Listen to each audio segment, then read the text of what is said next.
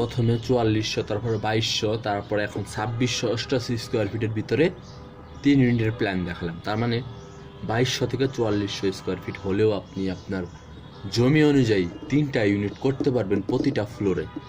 তো এখানেও আমরা 3টা ইউনিট করে দেখিয়েছি আপনাদেরকে, আপনারা নিজেরাই দেখুন। 64 ফিট বাই 42 ফিট জমি হলেই আপনি এই 3 ইউনিটের বাড়ি প্ল্যান ডিজাইনটা করতে পারবেন। এখানে দেখতে পাচ্ছেন ইউনিট 1-এ ঢোকার পরে বেডরুম 2টা আছে, দুই পাশে 2টা, এবং মাঝখানে ড্রয়িং ডাইনিং স্পেস। এই পাশেও সেম, দুই পাশে 2টা বেডরুম, ড্রয়িং ডাইনিং স্পেস। আর এইখানে ঢোকার পরে 3টা বেডরুম। ইউনিট 3-তে আপনি 3টা বেডরুম রাখতে পারবেন, ড্রয়িং ডাইনিং, বিশাল বড় ড্রয়িং ডাইনিং আছে।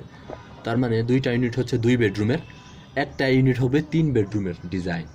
তো এরকম মানে 2688 স্কোয়ার ফিট হলে আপনি এরকম করে 3 ইউনিট করে একটা প্ল্যান ডিজাইন করে বাড়ি করতে পারবেন।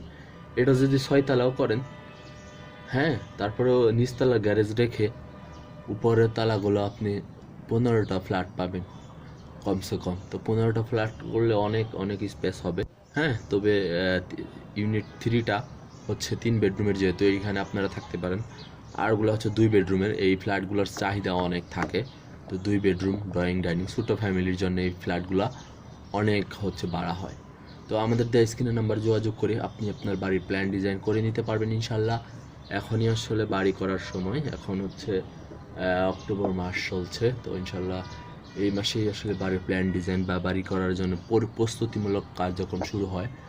তো আমাদের দেওয়া স্ক্রিনের নাম্বার যোগাযোগ করে আপনি আপনার স্বপ্নের বাড়ির ডিজাইনটা আমাদের দিয়ে করে নিতে পারেন।